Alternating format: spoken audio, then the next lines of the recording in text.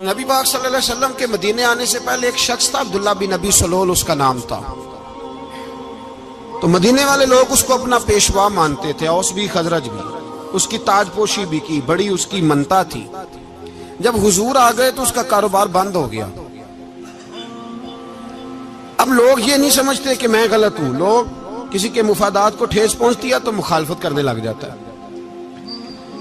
اب اس کے حالات جب خراب ہوئے تو اس نے پتہ کیا کیا، جھوٹ موٹ کا کلمہ پڑھ لیا۔ سمجھ آ رہی ہے باتوں؟ جھوٹ موٹ کا، اور منافقوں کا ایک ٹولہ اس نے تیار کر لیا جس کا قرآن مجید نے سورہ منافقون میں ذکر کیا۔ ایک جنگ کا موقع تھا، نبی پاک صلی اللہ علیہ وسلم تشریف لے گئے تو عبداللہ بن ابی سلول بھی چلا گیا۔ حضرت عمر فاروق رضی اللہ تعالیٰ عنہ کے ایک غلام تھے، وہ پانی لینے کنویں پہ گئے۔ ادھر سے انصار میں سے، چونکہ حضرت عمر کے غلام مہاجر تھے، انصار میں سے ایک شخص پانی لینے پہلے سے آیا ہوا تھا۔ پانی بھرنے میں کوئی اختلاف ہو گیا، جھگڑا ہو گیا، مار کٹائی تک نوبت آ گئی۔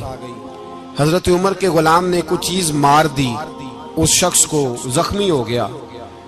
اس نے پکارا، عبداللہ بن ابی سلول نے سمجھا کہ موقع اچھا ہے، دوڑا ہوا آیا اور آ کر اس نے کہا، انصار مدینہ بھاگ کے آؤ، جلدی آؤ،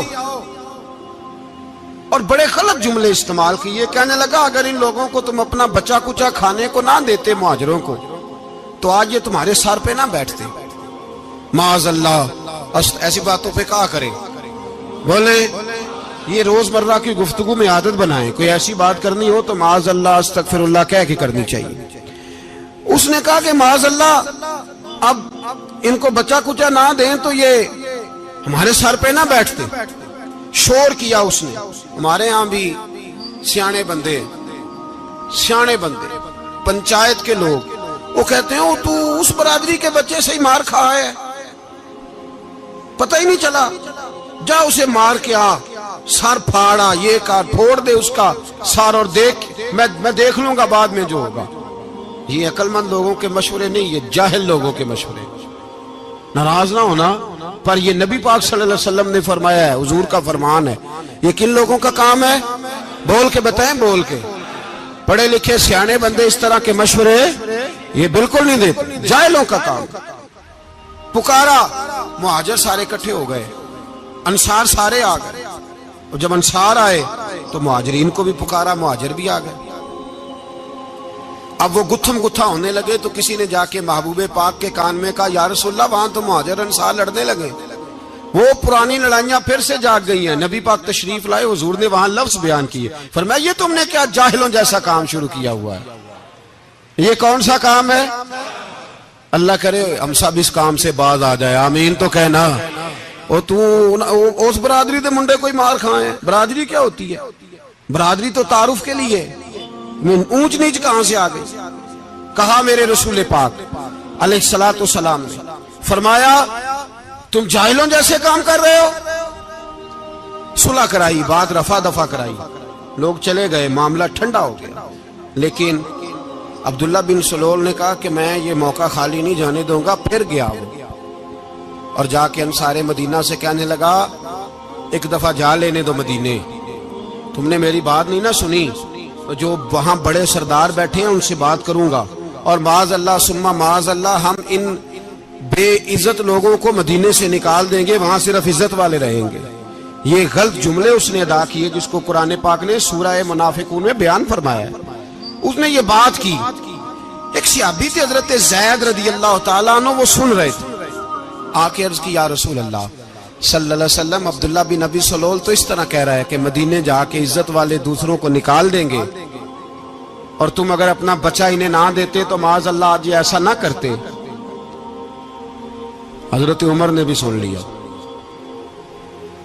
حضرت عمر نے بات سن لی، تلوار نکالی اور دوڑے۔ حضور نے بازو پکڑا، فرمایا کدھر جا رہے ہو؟ کہا یا رسول اللہ، اگر آج سزا نہ دی تو کل اور بات بھی کرے گا، اور اگر آج ایک قتل ہو گیا تو باقی سیانے بن جائیں گے۔ یا رسول اللہ مجھے چھوڑے، میں ماروں گا۔ حضور نے فرمایا عمر چپ کر، وہ جھوٹ موٹ کا کلمہ پڑھتا ہے، لوگ کہیں گے کہ محمد ابن عبداللہ نے اپنے ساتھی مارنے شروع کر دیے۔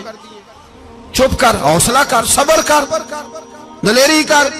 حضرت عمر کہتے ہیں میری حضور کے کہنے پر میں ٹھہر تو گیا، پر وہ میرے اندر جو آگ لگی ہوئی تھی ٹھنڈی نہیں ہو رہی۔ کہتے ہیں میں چپ تو کر گیا۔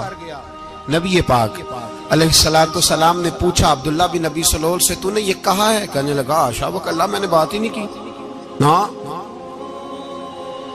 اب لوگ کہنے لگے کہ زید تو نوجوان ہے، تو یہ بوڑھا آدمی ہے، چلو صحیح کہتا ہوگا۔ حضور بھی خاموش ہو گئے۔ اللہ پاک نے قرآن مجید نازل فرما دیا، فرمایا اللہ نے سن لی ان کی بات جنہوں نے یہ کہا ہے، اور پھر لفظ بڑے حسین ہے، فرمایا یہ کہتے ہم عزت والے ہیں؟ نہیں، وَلِلَّهِ الْعِزَّةُ وَلِرَسُولِهِ وَلِلْمُؤْمِنِينَ، فرمایا عزت تو اللہ کے پاس ہے، اللہ کے رسول کے پاس ہے، اور عزت تو مومنوں کے پاس ہے، مومنین کے پاس عزت ہے۔ یہ قرآن پاک نے سارا مضمون بیان کر دیا کہ عبداللہ بن ابی سلول غلط کہتا ہے اور حضرت زید صحیح کہتے ہیں۔ حضور نے کچھ نہیں فرمایا، جا رہا ہے قافلہ۔ جب مدینے کی سرحد آ گئی نا، حدود مدینہ منورہ کی شروع ہوئی، تو عبداللہ کا اپنا بیٹا، اس کا نام بھی عبداللہ بن عبداللہ تھا، اپنا بیٹا اس کا بڑا مخلص جانثار غلام تھا میرے رسول پاک صلی اللہ علیہ وسلم کا۔ وہ تلوار لے کے مدینے کی حد پہ کھڑا ہو گیا اور کہنے لگا میرے باپ، تو نے اتنی بے ایمانی کے لفظ کہے کہ میں ان کو نکال دوں گا؟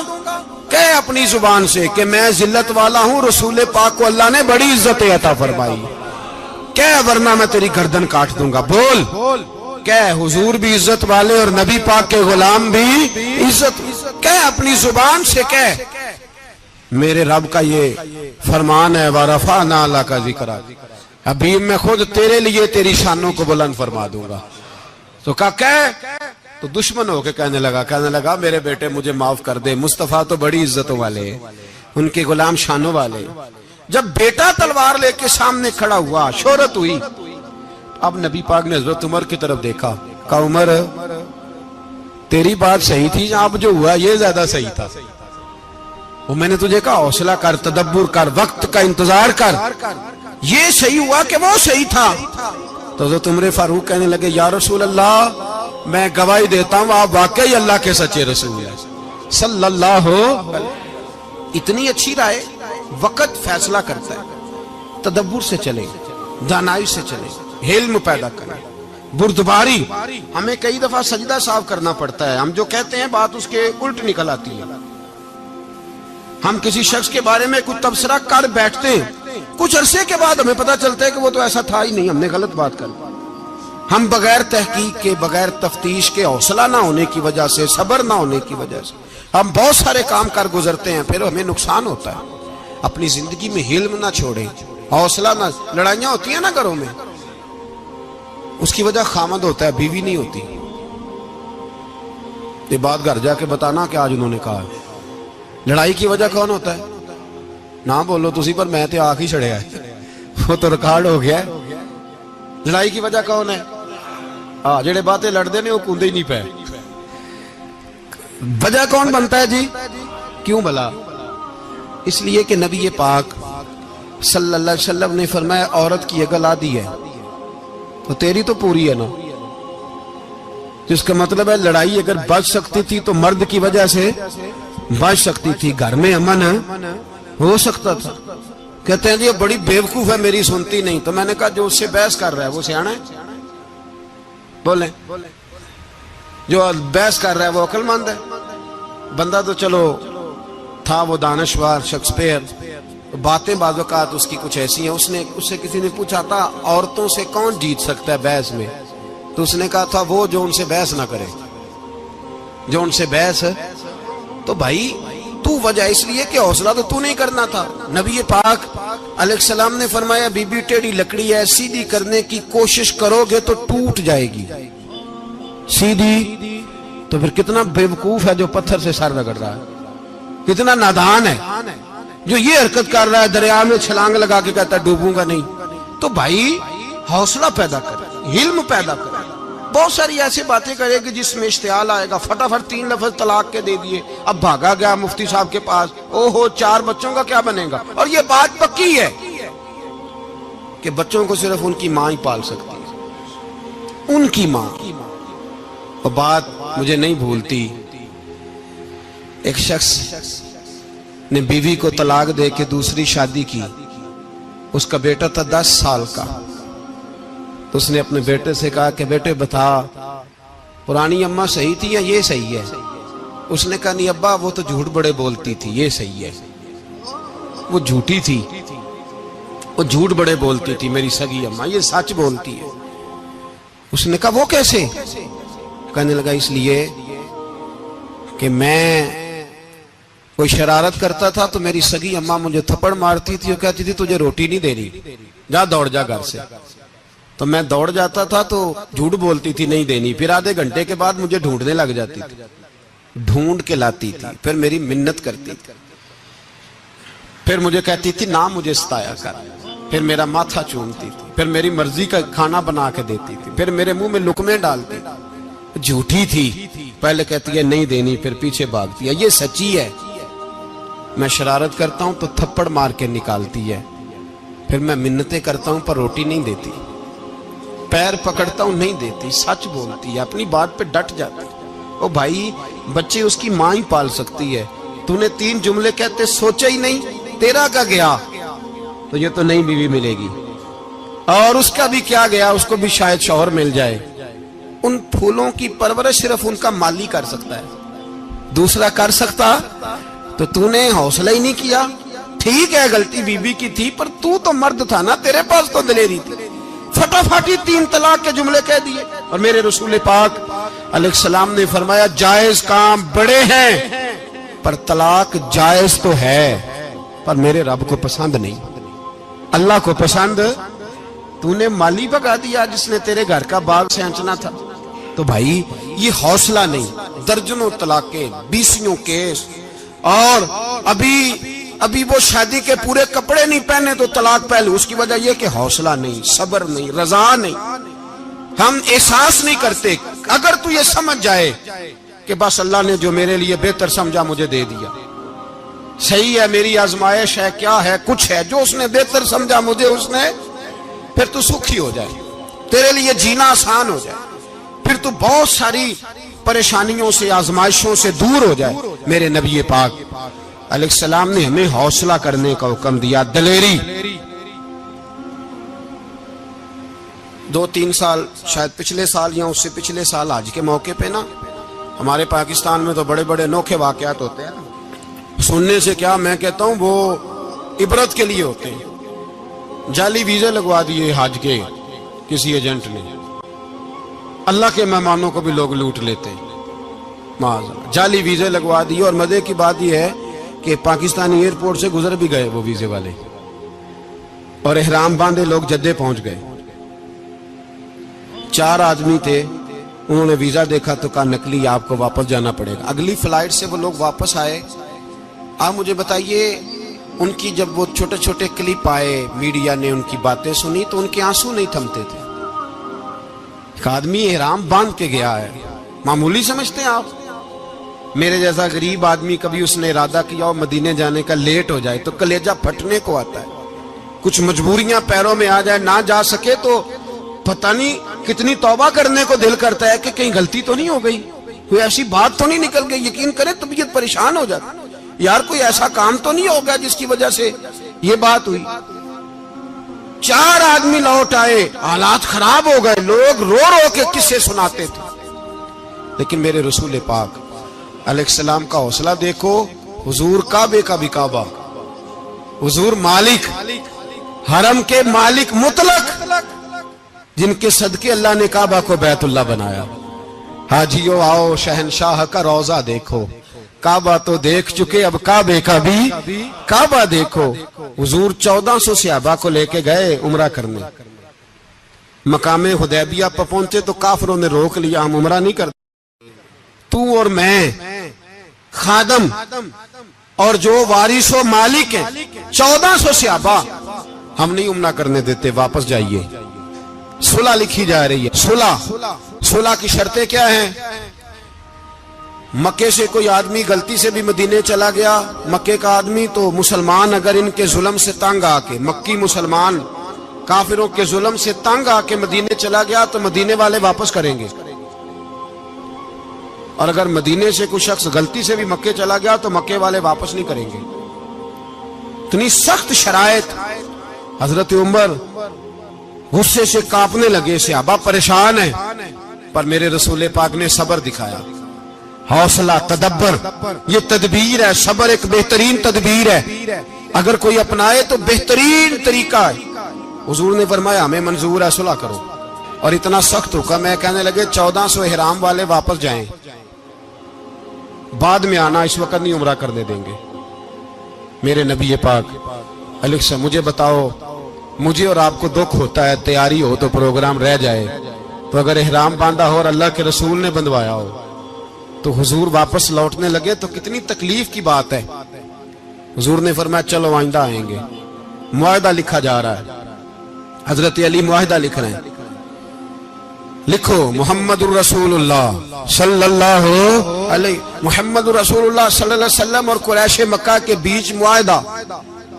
یہ تحریر لکھی جا رہی تھی تو ابو سفیان بول پڑا, کہنے لگا جی ہم محمد الرسول اللہ نہیں لکھنے دیں گے معاذ اللہ, یہی تو ہمارا جھگڑا ہے. اگر آپ کو رسول اللہ مان لیا تو پیچھے رہ کیا گیا, محمد ابن عبداللہ لکھیں. حضور نے حضرت علی سے فرمایا رسول اللہ کاٹ کے محمد ابن عبداللہ لکھو. حضرت علی لکھ رہے تھے, محمد رسول اللہ لکھا تھا, فرمایا رسول اللہ کاٹ کے محمد ابن عبداللہ لکھو. تو حضرت علی کہنے لگے حضور مجھے یہ لفظ کاٹنا نہیں آتا, حضور مجھے یہ لفظ کاٹنا. کسی صحابی نے اعتراض نہیں کیا کہ لکھنا آتا تھا, کہا مجھے کاٹنا. حضور نے دوبارہ کہا علی کاٹ دو. کہا یا رسول اللہ مجھے یہ لفظ کاٹنا نہیں آتا. میرے حبیب نے تیسری دفعہ کہا علی کاٹو. تو شیر خدا نے قلم چھوڑا, ہاتھ باندھے اور کھڑے ہو کہنے لگے محبوبہ مجھے تیرے قصیدے لکھنے آتے ہیں, کاٹنے کوئی نہیں آتے. میں مجبور ہوں, مجھ سے نہیں ہوتا, کوشش کرتا ہوں, نہ قلم اٹھتا ہے نہ ہاتھ چلتا ہے. میرے حبیب پاک نے قلم پکڑا اور لفظ رسول اللہ خود کاٹ کے محمد ابن عبداللہ کرایا. بھائی وقت گزر گیا, صلح ہو گئی. یہ تدبر, یہ حوصلہ, یہ تدبیر میرے نبی نے فرمائی. اب تو 1400 کو مکے نے نہ داخل ہونے دیا, لیکن 1 سال ہی گزرا, تھوڑا ہی وقت گزرا, میرے رسول پاک 10,000 کو لے کے مکے میں داخل ہو گئے.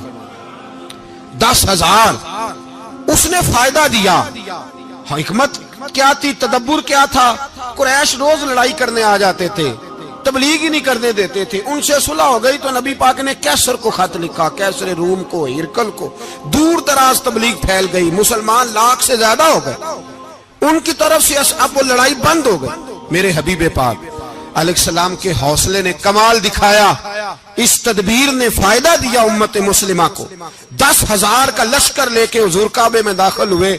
کل جو ابو سفیان کہتے تھے نا محمد رسول اللہ لکھنے نہیں دوں گا, آج وہ خود کہہ رہے تھے اشہد ان لا الہ الا اللہ واشہد ان محمد رسول اللہ صلی اللہ علیہ. کل جو کہہ رہے تھے کہ میں یہ لفظ نہیں لکھنے دوں گا, آج ابو سفیان کی حویلی میں لاکھوں لوگ, ہزاروں لوگ بیٹھے تھے اور سارے کہہ رہے تھے محمد الرسول اللہ محمد الرسول اللہ محمد الرسول اللہ صلی اللہ علیہ وسلم. میرے محبوب کی تدبر نے, فقاہت نے, اور پھر کمال ہوا. 1400 کہاں اور 1,44,000 کہاں. 1400 کہاں اور 1,44,000. 1400 کو نہیں جانے دیا عمرہ کرنے. میرے رسول پاک 1,44,000 کو لے کے حج کرنے چلے گئے. حضور نے حج کیا, ہر طرف لبیک لبیک کی صدائیں بلند ہوئی. یہ میرے نبی پاک کا تدبر ہے, حوصلہ ہے. اگر وقتی طور پہ حوصلہ کر جاؤ گے, دلیری کر جاؤ گے, آنے والا وقت آسان ہو جائے. حوصلہ نہیں, صبر نہیں, سکون نہیں, 2-4 باتیں, یہاں تک کہ لوگ ابا جی کی بات برداشت نہیں کرتے, ایسے جملے کہہ دیتے ہیں جو دوبارہ پلٹ کے نہیں آتے. ماں کو لفظ نہیں بولتے, باپ کی روح تک چھلنی کر دیتے ہیں وہ جملے. لیکن لوگ اس وقت حوصلہ کرنے, اور ہم پنجابی لوگوں نے تو گنجائش ہی بڑی دے دی ہے. کہتے ہیں بچہ ہے جے, ایک ہی ہے, ایک میں حوصلہ کرے کی ہے ماشاءاللہ. تو اگر جوان ہو گیا تو کہتے ہیں گرم خون ہے, مکہ کم. اگر بوڑھا ہو گیا تو کہتے ہیں بوڑھوں میں حوصلہ نہیں ہوتا, نہ بچے میں نہ. تو کس میں حوصلہ ہوگا, بولے کسی میں بھی نہیں. چھٹی سب کو فتویٰ مل گیا نا, یہ بچہ ہے جی, ابھی یہ تو بچہ ہے, آپ تو سیانے بیانے ہیں, یہ بچہ ہے. کمال ہو گئی ہے بھائی. کیا مطلب ہے بچہ ہے؟ بچے کو سارا پتہ ہے, ہر چیز اسے آتی ہے, حوصلہ کرنا ہی نہیں آتا. اور پھر کہہ دیا وہ تو گرم خون ہے. وہ کیا بات کرتے ہو, گرم خون؟ ابے کے گلے پڑ گیا گرم خون, اس کو کھڑا کرو نا ایس پی کے سامنے اور اس کو مار تھپڑ اس کے منہ پہ, تیرے گرم خون کا پتہ چلے. غریب کے یہ گلے پڑ گیا, اس کو کھڑا کرو ایس ایچ او کے سامنے, پھر پتہ چلے گا خون کتنا گرم ہے. وہاں بالکل چپ ہے, بالکل خاموش ہے. اور گرم خون اس کا صرف اماں کے لیے, جلال صرف رہ گیا اگر غریب گھر کی بیٹی بیاہ کے لایا تو صرف اس کے لیے. کوئی ایسی بات نہیں. ہم بڑے سیانے, ہمارا غصہ بڑا سمجھدار ہے, ہمارا وہ گرم خون بڑا سیانا ہے. وہ جہاں دیکھتا ہے کہ معاملہ ہلکا ہے تو وہاں وہ گرم خون جلال میں, اور جہاں دیکھتا ہے کہ سامنے والا تگڑا ہے تو وہاں وہ گرم خون فوراً ٹھنڈا ہو جاتا ہے. حوصلہ پیدا کرے. زندگی حوصلے مند لوگ جیتے ہیں, جو حوصلے مند نہیں ہوتے وہ تو زندگی کا ایک سال لطف سے نہیں جی پاتے. حوصلہ کریں, مسکرائیں. میرے نبی پاک صلی اللہ تعالی علیہ وسلم نے نا عثمان بن طلحہ, کعبے کی چابی ان کے پاس ہوتی تھی. حضور نے ایک دن فرمایا عثمان, اچھا یہ نہیں تھا کہ عثمان خاص لوگوں کو چابی کعبہ کھول کے دکھاتے تھے, بلکہ ان کو قریش کی جانب سے یہ حکم تھا کہ جو بھی تجھے کہے تو نے کعبے کا دروازہ کھول دینا. نبی پاک علیہ الصلوۃ والسلام نے نا ہجرت سے 2-4 دن پہلے کہا کہ عثمان ذرا چابی دو, میں نے کعبہ اندر سے دیکھنا ہے. بڑے ٹھنڈے دل سے ذرا سننا, ادھر دیکھو میری طرف, ادھر دیکھیے گا ذرا میرے بھائی. میں نے ایک بندے سے کہا یار پانی کی بوتل دینا دکاندار سے. ایک ہے, اس نے کہہ دیا نہیں میرے پاس. اس بات کا کوئی غصہ بولیے, اور اگر وہ کہے سارے زمانے کو ملے گی آپ کو نہیں دینی, پھر بولیں میرا خیال ہے چپ کر کے ہنس کے آ جائیں گے, سوال ہی نہیں پیدا ہوتا. ہم کہیں گے مجھے نہیں نہ دینی, تو نے تو دکان اٹھا یہاں سے, بند کاری سے. کیا مطلب ہے سب کو دینی ہے تجھے نہیں دینی؟ کیا معنی ہے اس کا؟ لے کے جاؤں گا, جھگڑا ہوگا, بحث کریں گے. عثمان بن طلحہ سے حضور نے فرمایا دروازہ کھولو, کعبہ دیکھنا ہے. عثمان کہنے لگا میں ساری دنیا کو دکھاؤں گا, آپ کو نہیں دکھاؤں گا. کتنی سخت بات ہے, پر قربان جائیں رسول اللہ کے حوصلے پہ صلی اللہ علیہ. عثمان کہتے ہیں میں نے یہ بات کی تو نبی پاک مسکرانے لگے, اور میں اچھا نہیں دینی, تو حضور نے نا مسکرا کے اور میری کمر پہ تھپکی دی, فرمایا اچھا یاد رکھنا یہ چابی میں تجھ سے لے لوں گا, اور جس کو میرا دل کرے گا میں اس کو دوں گا. عثمان کہتے ہیں روز رات کو نبی پاک کے یہ جملے میرے کانوں میں گونجتے تھے کہ حضور نے فرمایا. کہتے ہیں جس دن پتا چلا نا نبی پاک 10,000 کا لشکر لے کے آ رہے ہیں, تو ابو سفیان میٹنگیں کر رہے تھے, مکے کے سارے سردار تیاری کر رہے تھے, اور میرے کانوں میں ایک ہی لفظ تھا کہ حضور نے فرمایا میں چابی لے لوں گا, پھر جس کو میں چاہوں گا اسے دوں گا. عثمان کہتے ہیں حد ہو گئی, وقت گزر گیا, حضور آ گئے, طواف فرمایا, اور طواف کے بعد میرے نبی پاک علیہ السلام نے فرمایا بلاؤ نا ذرا عثمان کو.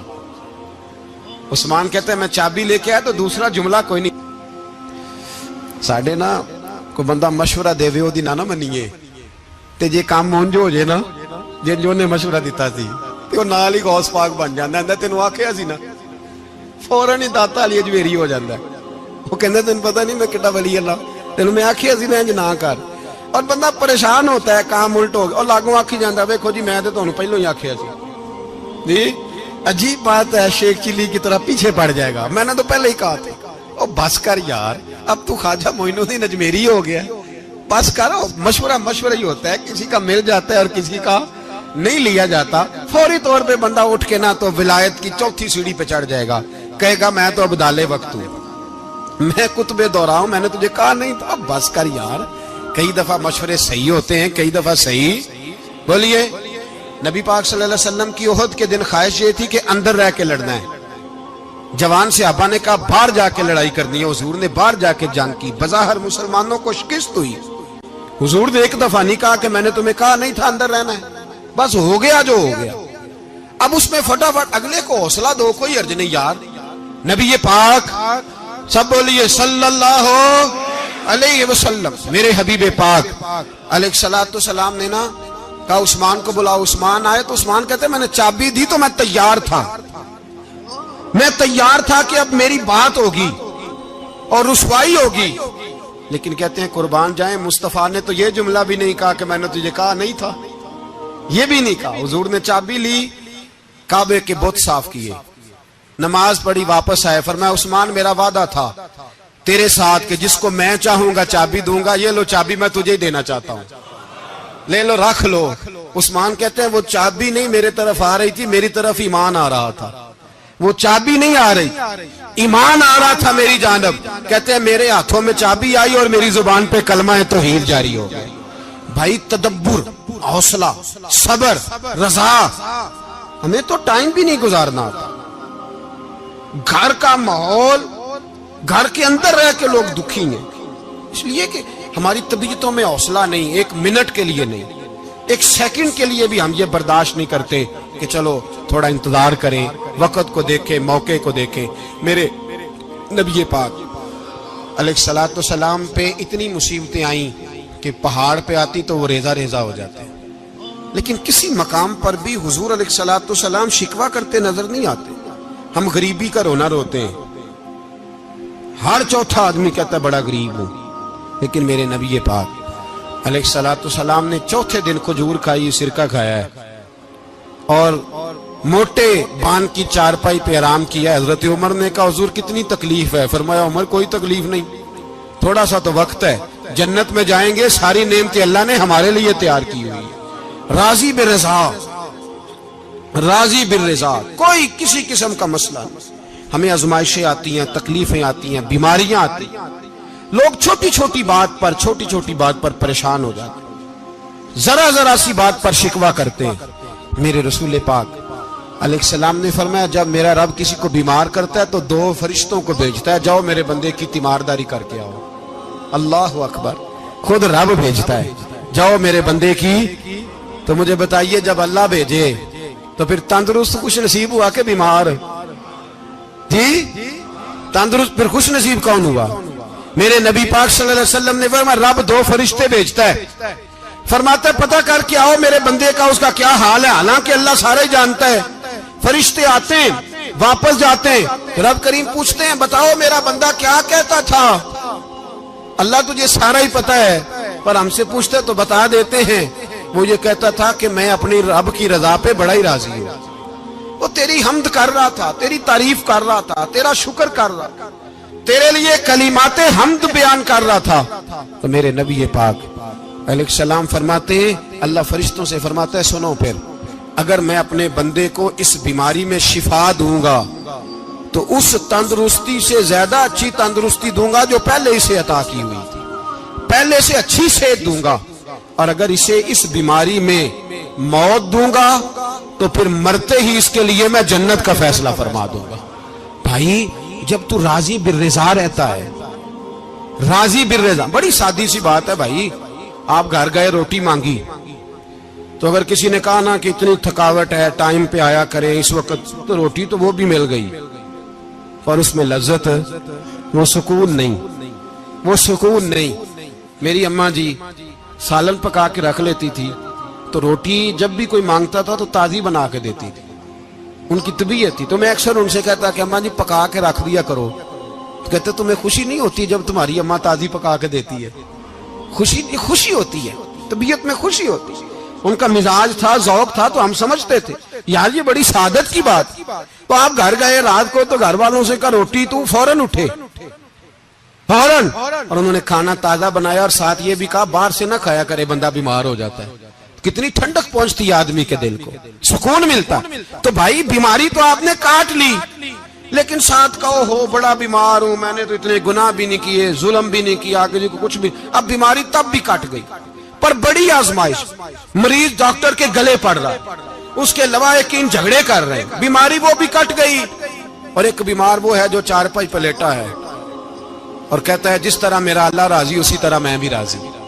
تو بیماری اس کی بھی کٹ گئی. حضرت یونس علی نبینا علیہ الصلوۃ والسلام نے ایک دن حضرت جبریل امین ملنے آئے تو جناب یونس علیہ السلام کہنے لگے اے جبریل اللہ کے نیک بندوں میں جو اللہ کو اس وقت سب سے زیادہ پسند ہے نبیوں کے بعد، توجہ کرنا بات پر، جو سب سے زیادہ اللہ کو پسند ہے نبیوں کے بعد ولیوں میں، اور سب سے زیادہ اللہ جس کو اللہ کی بارگاہ میں عبادت گزار لکھا جاتا ہے، میری اس بندے سے ملاقات کرا۔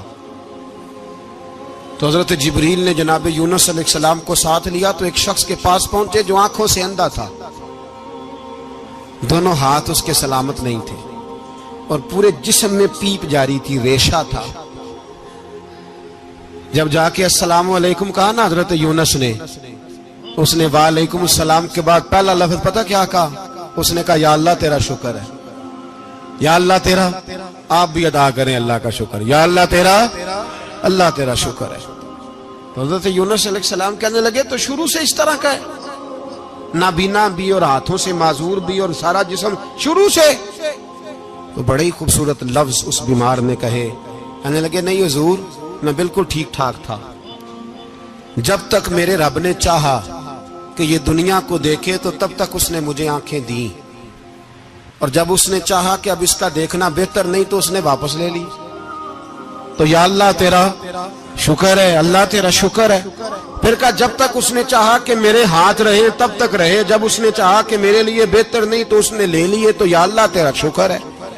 جب تک اس نے چاہا کہ میرا جسم صحیح و سلامت رہے تو رہا، اور جب اس نے چاہا کہ میرے لیے بہتر نہیں تو مجھے بیمار کر دیا، تو یا اللہ تیرا شکر ہے۔ تو حضرت یونس علیہ السلام کہنے لگے جبریل واقعہ یہ اللہ کا سب سے زیادہ شکر گزار بندہ ہے، سب سے زیادہ عبادت گزار بندہ ہے، سب سے زیادہ۔ میرے نبی پاک علیہ السلام نے فرمایا میرا مومن ہر حال میں نفع میں ہے، نعمت ملے تو شکر کر کے نفع، مصیبت آئے تو صبر کر کے نفع، اپنی زندگی میں تحمل، بردباری، علم پیدا کرے، حوصلہ پیدا کرے۔ ہر آنے جانے والے شخص کے مزاج کے مطابق اسے نہ ملے، اپنا مزاج صحیح رکھے، اپنی طبیعت کے مطابق اپنے ماحول کو برقرار رکھے۔ علم کے ساتھ گزارا کرو گے تو رشتہ داروں سے بھی بنی رہے گی، دوستوں سے بھی بنی رہے گی، ہر ایک سے تعلق رہے گا۔ اور اگر آپ کے اندر یہ حوصلہ نہیں تو پھر سارے معاملات پریشانی کا شکار ہو جائیں گے۔ یہ تو آج کا مضمون تھا۔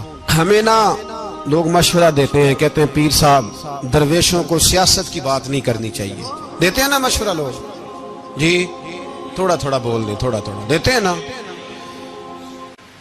اگرچہ ہم ان کی بات نہیں مانتے، اس لیے کہ اقبال نے کہا تھا جدا ہو دین سیاست سے تو رہ جاتی ہے چنگیزی، جدا ہو دین سیاست سے تو۔ اور پہلا فکرہ یہ ہے کہ جلال بادشاہی ہو یا جمہوری تماشا ہو، جدا ہو دین سیاست سے تو رہ جاتی ہے۔ اس نے کہا جب سیاست اور دین علیحدہ علیحدہ ہوتے ہیں تو چنگیز خان اور ہلاکو خان پیدا ہوتے ہیں۔ سیاست جب تک مسجد کے اندر رہتی ہے تب تک پاک صاف رہتی ہے، وہ گندی ہوتی تب ہے جب مسجد سے نکل جاتی ہے۔ حضرت علی کے زمانے تک مسجد میں رہی، پاک صاف رہی، یزید باہر لے گیا تو گندی ہو گئی، حضرت عمر بن عبدالعزیز دوبارہ مسجد میں لے آئے تو پھر پاک ہو گئی۔ لیکن پھر بھی ایک ساتھی نے مجھے کہا تو اس کی بات میں، سب کی باتیں نہیں مانتا، اس کی بات میری سمجھ میں آئی۔ وہ کہنے لگا جی اصل بات یہ ہے کہ سیاسی تبصرے تجزیے ہم اخباروں میں ٹی وی پہ جا کے بیٹھے، جا کے بڑی مہربانی میری طرف دیکھیں، وہ ہم سنتے رہتے ہیں تو ہمارا دل کرتا ہے مسجد میں صرف ہم رسول اللہ کا پیار ہی سنیں۔ تو میں نے کہا یار تیری بات دل کو لگتی ہے، یہ بات صحیح ہے، چلو یہ نیت اچھی ہے، یہ تیرا نظریہ ٹھیک ہے، مان گئے ہم۔ میں چلا گیا دکاندار کے پاس اور میں نے اس کو جا کے کہا کہ گاڑی کا انجن کھولو، اس طرح کرو اس طرح۔ اس نے کہا مولانا آپ جا کے نا گاڑی تو فقہ کی کتاب کھولیں، اس لیے کہ گاڑی کے انجن کے بارے میں آپ کو معلومات، یہاں اگر آپ نے یہ کام کرنا ہے تو اس کو پڑھیں، کسی استاد کے پاس ورکشاپ پہ آئیں، آپ کے ہاتھوں کو، منہ کو، چہرے کو مٹی لگے، دھواں لگے، گریس لگے، پھر آپ کو پتہ چلے گا انجن کیسے کھلتا ہے۔ صحیح کہہ رہا ہوں نہیں صحیح کہہ رہا؟ دعا گلا تو یہاں کر چڑی جائے، صحیح کہہ رہا ہوں جی؟ اگر مولوی کو اجازت نہیں سیاست کی بات کرنے کی اور مولوی کو اجازت نہیں کہ انجن کی بات کرے تو سیاستدان کو اجازت ہے دین کی بات کرنے کی؟ یہاں تو وہ آئے نا مدرسے میں پڑھے، پورا دین حاصل کرے، پھر وہ بولے تو پھر تو ٹھیک ہو گیا، لیکن جب اسے سورت اخلاص بھی سیدھی نہیں آتی تو فتوے دینے کی اس کو ضرورت ہے کوئی؟ بولے نا یار، کیوں چھیڑتے ہیں سیاست؟ ہم نہ پچھلے جمعے جلوس نکالنا چاہ رہے تھے ختم نبوت کی ترمیم کے حوالے سے، حکومت وقت نے کہا کہ ہم واپس لیتے ہیں، تو میرے بہت سارے دوستوں نے کہا جی نکالنا چاہیے، انہوں نے کیا کیوں؟ میں نے کہا یار لوگوں کو بھی پریشان نہیں کرنا چاہتے، ہماری اپنی سڑکیں ہیں، کسی کو بس ٹھیک ہے، انہوں نے واپس لے لی تو بات ختم ہو گئی، ہم مان گئے، تسلیم کر لیا۔ اتنا ہمارا مطالبہ ہے کہ اس آدمی کو ضرور سزا دو جس نے یہ ترمیم کی ہے، لیکن ہم نہیں کرتے، کوئی نہیں نکلے، نہیں نہ نکلے بولے ہیں۔ تو وزیر قانون صاحب کو کیا مصیبت بنی ہوئی ہے نیا فتویٰ دینے کی؟ کہ ہے کوئی شوق انہیں دینا چاہیے فتویٰ؟ کہتے نہیں مرضیوں میں ہمارے درمیان تھوڑا ہی فرق ہے۔ مجھے یوں لگتا ہے کہ یہ جان بوجھ کر کوئی نہ کوئی ایسی شرارت کرتے ہیں جس سے لوگ اشتعال میں رہیں، جان بوجھ۔ حلم، حوصلہ، صبر ذات کے بارے میں تو ہے، لیکن اگر کوئی رسول پاک کی بے ادبی کرے تو پھر حوصلے کی بات ہے ہی نہیں، پھر تو جہاد کی بات ہے۔ اور میں دیانتداری سے مسجد میں باوضو بیٹھ کر جمعے کے دن مشورہ دیتا ہوں حکومت کو اور وزیر قانون کو مشورہ دیتا ہوں کہ نہ فرعون کی حکومت ساری زندگی رہی، نہ نمرود رہا، نہ جاج بن یوسف رہا، نہ یزید رہا، اور یار درباری بن کے حکمرانوں کی چاپلوسی کرتے کرتے تم یہاں تک آ گئے ہو کہ اب نبی پاک کی عزت کو ہاتھ ڈالنا شروع کر دیا ہے۔ اور آپ یقین کریں سیاسی جماعتوں کا اتنا برا حال ہے کہ ان کے لیڈر کے بارے میں کوئی بات کرے تو پاگل ہو جاتے ہیں یہ احتجاج کر کر کے، اور اس نے ڈائریکٹ کہہ دیا کہ ختم نبوت کا مسئلہ ہی کوئی نہیں، جو دین کی بنیاد ہے، کسی کو پرواہ نہیں۔ مجھے تو ان لوگوں کی فکر ہو رہی ہے جن لوگوں نے انہیں ووٹ دیے ہیں، وہ اللہ کو کیا جواب دیں گے۔ اور یہ اللہ ماشاءاللہ ساری سیاسی جماعتیں اس طرح کی۔ اور میرا وزیر قانون صاحب کو بھی مشورہ ہے کہ زندگی بڑی تھوڑی ہے، بڑی تھوڑی، اللہ سب کو معاف کرتا ہے، اپنے رسول کے غداروں کو معاف نہیں کرتا۔ اور یہاں تمہاری گاڑیوں پہ جھنڈے لگے ہوئے ہیں، وہاں بھی تمہارے جھنڈے لگیں گے، پر اس لیے لگیں گے کہ یہ غدار ہے ناموس رسالت کے، یہ جھنڈے لگیں گے۔ شرم کرو اور ڈر جاؤ، بس کر دو، تمہارے منہ میں اب دانت پورے نہیں رہے۔ کوئی شوگر کا مریض ہے تو کوئی بلڈ پریشر کا، تو کوئی ہارٹ کا، تو کوئی کینسر کا۔ شرم کرو اور اپنی قبر کی بھی تھوڑی سی فکر کرو۔ بتاؤ پاکستان کے کتنے صدر گزرے، وزیر اعظم گزرے، تو ان کی قبریں کہاں ہیں؟ کوئی جاتا ہے ان کی قبروں پہ؟ کسی کو خبر ہے؟ کیوں اپنے لیے جہنم کٹھی کرتے؟ سارا کچھ دنیا داری رہ گئی ہے، سارا کچھ صرف یہی رہ گیا۔ حضرت ابو بکر سردار تھے، حضرت عمر سردار تھے قبیلے، حضرت عثمان سردار تھے، انہوں نے سرداریوں کو ٹھوکر مار کے رسول اللہ کے قدموں میں بیٹھنا پسند کی، سرداریاں چھوڑ کے غلام بن گئے۔ تم سرداریاں بچانے کے لیے رسول اللہ کی غداری کرتے ہو، شرم نہیں آتی؟ اور قوم شکوہ ہے مجھے ان لوگوں سے جو مولوی تو کہہ دیتے ہیں تو سیاست نکار، اور کسی سیاستدان کو منع نہیں کرتے کہ جب تجھے سورت فاتحہ بھی نہیں آتی تو تجھے کس نے اجازت دی ہے اتنی بڑی بات؟ اور میں نے پچھلے سے پچھلے جمعے بھی کہا تھا، پھر کہتا ہوں اور آن دی ریکارڈ کہتا ہوں، مرزائی کل بھی کافر تھے، آج بھی کافر، اور قیامت تک، اور جو ان کے کفر میں شک کرے وہ بھی، اور پکا بے ایمان ہے، کافر ہے۔ وہ وزیر قانون ہو یا صوبائی ہو یا وفاقی ہو، من شک فی کفر ہی فقط کفر، جو مرزائی کے کفر میں شک کرے وہ بھی کافر ہے۔ ہمارے رسول آخری رسول ہے، ہم کسی کو یہ اجازت نہیں دیں گے کہ وہ ختم نبوت میں رکھڑا ڈالنے کی کوشش کرے، ہم کسی کو یہ اجازت ہے۔ اور تم نے قوم کو لوٹا، لوٹتے رہو، اب ایمان پہ ڈاکے تو نہ ڈالو۔ تمہیں دولت لوٹ کے پیٹ نہیں بھرا، اب ایمان لوٹنا شروع کر لیا ہے۔ تمہارا فیکٹریاں لوٹ کر، قومی خزانہ لوٹ کر پیٹ نہیں بھرا، بھائی مانو اب دین بیچ کر اپنی حکومتیں پکی کرو گے۔ اور وہ لوگ بھی تیار ہو جائیں جو ان بھائی مانوں کو منتخب کرتے ہیں، ان سے بھی سوال کرے گا ختم نبوت کا موضوع قیامت کے دن کہ تم بتاؤ، ان کو سپورٹ کرتے تھے جو رسول اللہ صلی اللہ علیہ وسلم کے بعد بھی کسی نبی کو نبی ماننا درست جانتے تھے؟ شرم آنی چاہیے، خیال ہونا چاہیے۔ اور میں نے کہا کہ ہمارا دل نہیں چاہتا آپ یقین کریں. ہمیں شوق ہے جلوس نکالنے کا، تمہارے خلاف باتیں کرنے کا. تم نے روز تھرمامیٹر نکالا ہوتا ہے، چیک کرتے ہو کہ ایمان کتنا ہے کتنا نہیں ہے. یہ پاکستان اگر صوبہ سندھ ہے تو حضرت عبداللہ شاہ غازی کا ہے، اگر بلوچستان ہے تو حضرت بابا عبد الرحمان کا ہے، اور اگر پشاور ہے تو وہ صوفیاء کا ہے، اور اگر یہ دھرتی پنجاب ہے تو یہ داتا علی اجویری کی ہے، یہ بابا فرید الدین کی ہے. اس میں کسی غدار کو قبضہ کرنے کی اجازت بالکل نہیں ملے گی. اور ہم وہ لوگ بھی نہیں جو چپ کر کے اندر سوتے رہیں، قوم جو کرتی ہے کرتی رہے، ہمیں پرواہ نہیں. نا، ایسی کوئی بات نہیں. کوئی بندہ نہ سمجھے کہ انہیں ہوش نہیں، انہیں پتہ نہیں، ہمیں سارا کچھ ہی آتا ہے. پھر اگر کل کو کوئی ممتاز قادری پیدا ہو گیا تو شکوہ نہ کرنا، کل کو کوئی پھر سے عامر چیمہ نکل آیا تو شکایت نہ کرنا، یاد رکھنا.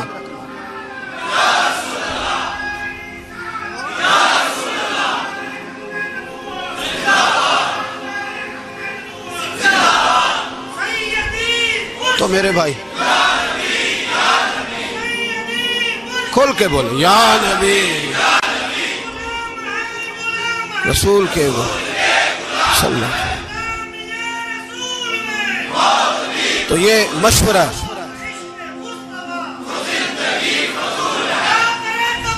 جزاک اللہ. تو یہ تمہیں مشورہ ہے.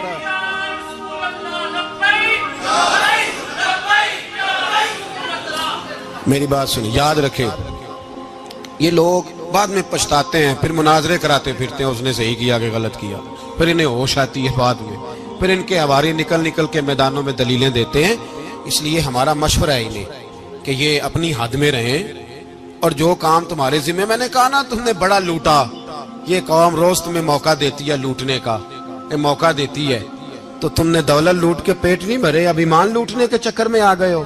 یاد رکھو، مسلمان گناہگار ہیں، غدار نہیں ہیں.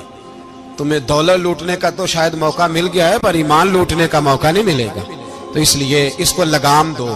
اور ویسے بھی کتا جو پالتو ہوتا ہے نا، اس کو گھر کے اندر سنگلی سے باندھ کے رکھنا چاہیے. یہ تمہارے بوٹ چاٹتے ہیں، بھونکتے ہیں تمہارے حق میں، وزارتیں لیتے ہیں. ہم نے تو کوئی وزارت نہیں لی تم سے، اور نہ ہمیں شوق ہے. اس لیے کہ ممبری کیا کرنی ہے جس کو ممبر رسول عطا کر دیا جائے، اس نے کیا کرنی ہے یہ ممبریاں جس کو پکا ممبر رسول دے دیا جائے. تو اس لیے اس سے باہر آؤ. میں نے کہا بڑے بڑے نمرود، فرعون، قارون دفن ہے، تمہارا بھی نام تک نہیں ہوگا، بالکل نام نہیں ہوگا. اس لیے ہمارا مشورہ، اور آپ لوگ بھی آئے نا یہ اگلے سال، تو ان کو کھڑا کر کے پوچھ لینا، اسلامی جمہوریہ پاکستان کا تم نے MPM بننا ہے، پہلا کلمہ ہی صحیح سنا دو.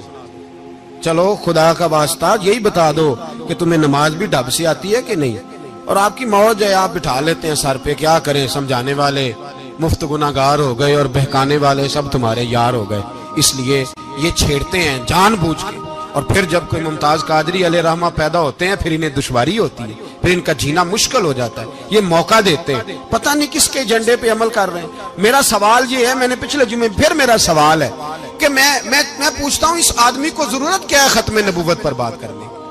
جب امت مسلمہ کے متفق کا فیصلہ ہے کہ مرزائی کافر، اسمبلی نے بل پاس کر دیا کہ مرزائی، ان کو اقلیت قرار دے دیا، اور جب سے وہ اقلیت بنے، نہ ہم نے ان کی عبادت گاہ جلائی، نہ ہم نے ان کو قبروں سے نکالا، نہ ہم نے، بس ٹھیک ہے جیسے عیسائی رہتے ہیں، یہودی سے کس ملک میں رہتے ہیں وہ بھی رہیں، اقلیت بن کے رہے، کوئی اعتراض. پر تم انہیں کھینچ کے کیوں قریب کرتے ہو؟ تمہارا کیا جرانہ ہے ان کے ساتھ؟ بتاؤ تو صحیح. ان لوگوں سے ان کو چاہیے اپنے منہ میں لگام ڈالیں، اور اگر نہیں ڈالیں گے پھر انشاءاللہ ڈالی جائے گی، اور بڑی تگڑی ڈلے گی، اور پھر ایسی ڈلے گی. سلمان تاثیر جب مرا تھا نا تو 5-5 لاکھ روپیہ مولویوں کو آفر کی جنازہ پڑھاؤ. 5-5 لاکھ روپیہ چھوٹے چھوٹے مولویوں کو. اور داتا صاحب کی مسجد کے خطیب بھی صوبائی جو تھے، وہ خطیب تھے، ملازم تھے، انہوں نے کہا کہ ایمان نہیں بیچنا، نکالنا نوکری سے تو نکال دو. اور بادشاہی مسجد کا مولوی جس کا پتہ نہیں چلتا، کبھی کدھر چلا جاتا ہے کبھی کدھر، یہاں تو وہ بھی کھڑا ہو گیا. اس نے کہا نا، ایمان نہیں بیچنا. گورنر ہاؤس کی مسجد کا امام کہنے لگا کہ بخشا جانا نہ جانا یہ تو رحمت الہی کا معاملہ ہے، پر اتنا گندا جنازہ نہیں پڑھنا، اتنا گندا جنازہ نہیں ہم پڑھیں گے. مرنے کے بعد تمہارے جنازے نہیں پڑھے جاتے، تمہاری قبریں خراب ہوتی ہیں. کدھر ہیں تمہاری دولتیں؟ اور وہ مولوی آج تک پتہ ہی نہیں کدھر گیا جس نے اس غلیظ کا گندا جنازہ پڑھایا. تو بھائی اپنی قبر حشر کو جب جہاں تمہارے جنازے نہیں پڑھے جا رہے تو وہاں تمہارا کیا حال ہوگا. اس لیے ان لوگوں کو چاہیے کہ اپنی زندگی اس طرح گزاریں کہ کچھ نہ کچھ منہ لے کے سرور کائنات کے پاس چلے جائیں، ورنہ ایسا نہ ہو کہ یہاں بھی پھٹکار اور وہاں بھی پھٹکار. اس لیے ہمارا مطالبہ ہے حکومت سے کہ شرم کرو اور ایسے بےایمانوں کو کالے ناگ جو تم نے بھرتی کیے ہوئے ان کو نکالو، اور اگر تعریفیں کروانی ہو تلوے چٹوانے ہو تو اندر کمروں میں ان سے چٹوا لیا کرو. ان سے کہو کہ یہاں ہماری نوکری کرو، باہر نکل کے رسول اللہ صلی اللہ علیہ وسلم کے دین کے بارے میں گفتگو نہ کرو. اس لیے کہ اللہ تبارک و تعالیٰ نے اس دین کے اندر بڑا حسن اور بڑا جذبہ رکھا ہوا ہے، بڑا وقار ہے. ہمارا مطالبہ ہے حکومت سے کہ ختم نبوت کے مسئلے پر کوئی سیاستدان گفتگو نہ کرے. آپ تائید کرتے ہیں اس بات کی؟ اس پر کوئی سیاستدان کوئی گفتگو. ہمارے پاس بڑے تماشے ہیں سیاست کرنے کو، باقی تماشوں پہ سیاست کرو. یہ رسول اللہ کی ناموس کا معاملہ ہے، یہ چھیڑنے کی تمہیں اجازت ہو؟ مجھے سمجھ نہیں آتی یار، جب بات ختم ہو گئی اسمبلی نے بل واپس لے لیا تو صوبائی وزیر قانون کو آخر تکلیف کیا ہے؟ آپ کے پاس جواب ہے کوئی اس بات کا؟ بات ختم ہو گئی، ہم نے جلوس نہیں نکالنا، چھوڑ دیا، خاموش ہو گئے. علماء نے میٹنگیں بلائی تھی کینسل کر دی، ٹھیک ہے جی بات. اب دوبارہ سے کیوں چھیڑتے ہو؟ پھر کہتے ہیں احتجاج ہوتا ہے، شور ہوتا ہے. تم خود ایسی حرکتیں کرتے ہو جس سے افراتفری پیدا ہوتی ہے. یہ ملک رسول اللہ کے نام پہ بنا ہے اور قیامت تک یہاں وہی ہوگا جو میرے رسول پاک صلی اللہ علیہ وسلم کی رضا ہوگی، اور نبی پاک کے قانون کے خلاف کوئی قانون یہاں چل سکتا؟ اللہ